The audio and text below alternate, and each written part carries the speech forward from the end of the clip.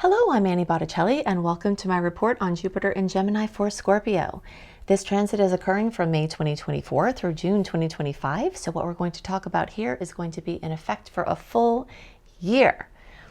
There is a 12-year cycle at play with Jupiter, so you can look back to 12 years ago and see how the areas of life that we're going to talk about expanded during that time.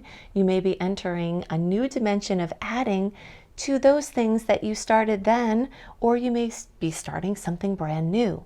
This is a seed planting time, so it's possible that it might not grow to fruition just yet. So if the year is passing and nothing big is happening, don't distress because of this 12-year cycle. So you could be planting seeds now that have a full 12 years to grow, and they could pop up at any time. So we'll go into more detail about that and how best to use the transit, but I just wanted to give you those timelines because that can be helpful when trying to track what has happened before from this transit for yourself, and also navigating, working through this. There's something very special about Jupiter moving through Gemini for Scorpio because it actually moves through the house of Scorpio for Scorpio. That's the 8th house.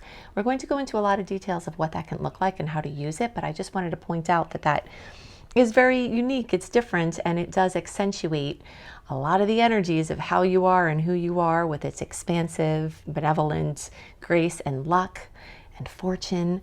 So that is something you have going for you. Now, it does make Jupiter in this configuration makes what's called a quincunx angle.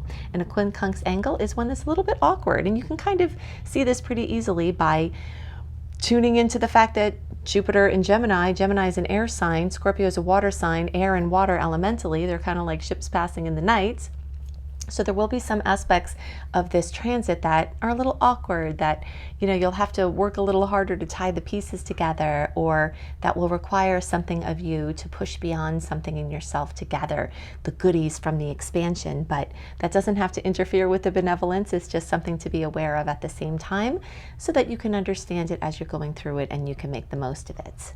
To get a more complete picture of the potentials of this time, I also suggest you watch my Jupiter in Gemini for all signs report, because that will talk about the energy of Jupiter in the sign of Gemini, which is not what we're going to cover here. So I'll link that at the end of the report and in the notes underneath the video and podcast.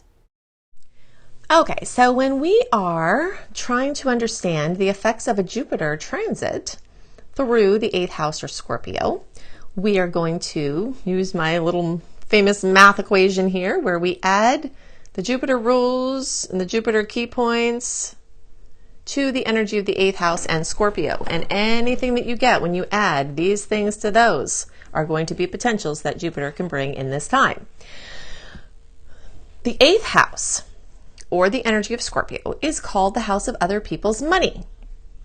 Okay, so familial money, collaboration, debt, capital loans, taxes, legacy planning, spousal money, inheritances, anything like that, money from the government, relationships with the government, anything like that is all in this house. So if you need a loan or you're having trouble with debt, luck, benevolence, and protection could be coming.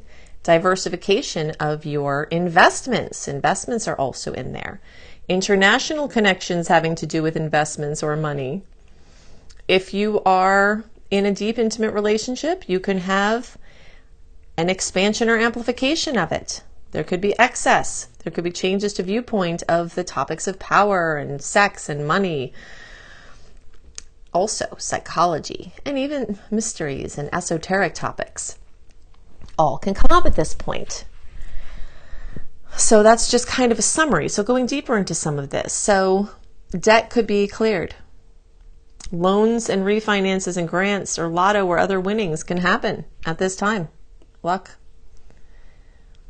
Anything having to do with research or investigative projects are all awesome at this time. You can have an amazing breakthrough or crazy experience from a parapsychological perspective, or like a big urge to study or go deeper into mysteries or occult studies. The 8th house is also one of the emotional houses, as it's a water sign. So profound emotional healing can happen. and the urge to merge will likely be strong. So if you're looking to find somebody to merge with from a romantic perspective or a business perspective, Jupiter can help. Pluto is the ruler of the 8th house in Scorpio, and that energy rules birth and death and transformation and rebirth and the phoenix rising from the ashes. So topics related to death, including the afterlife, might become very relevant at this point. Also, connecting with those who have crossed over or beings from even different dimensions, if you are aware of those. And sometimes they might just come all of a sudden. So anything having to do with this plus this can happen at this point. So the key points, we want to go big. If you have goals in these areas, you really can reach them with Jupiter. If they're not manifesting now, plant as many seeds as possible for the life that you want to have. The topic of freedom is likely to come up in a lot of different ways, exploring that and looking for solutions. Solutions and resolutions are another area of Jupiter. Understanding that these weak links can show up. If you've been having excess with your sex arena, if you haven't been discerning and there are issues, if there's, anything having to do with excess and power or not using power in the right way, either by you or someone else, Jupiter can expand that even further. And of course, always the most important thing is to understand the profound effects of changing our perspective on any of these things. So these are the types of things that are likely to come up, and any other things you can think of when you combine these elements. So I've given you some dates that are relevant this month. If you love more dates and want to know the aspects and how they may manifest, then definitely sign up for my free VIP community at anniehelpsyou.com.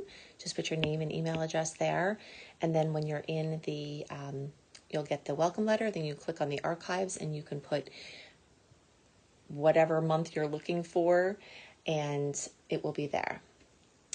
Then you can access my secret star portal, which has all extra content plus early content plus my written horoscopes and so much more. And if you want to learn astrology with me, including my basics course or my Become a Professional Astrologer Mastery Certification course, you can up-level there. You can go to anniehelpsyou.com/eclipses to understand the eclipse rhythm that's at play. Even when we're not in eclipse season, you can see what storylines are happening for the years of each eclipse story. And for my easy access player, go to anniehelpsyou.com/astrology, and whatever is current, this is constantly updating. So my podcast playlist will be there. My video playlist will be there. And if there's any videos that need timestamp, it will be somewhere there. If you're on YouTube, make sure you click the bell, because that will be how you get my notifications right into your inbox. If you're subscribed but you didn't click the bell, then you might not be hearing from me. But if you click the bell, then you can.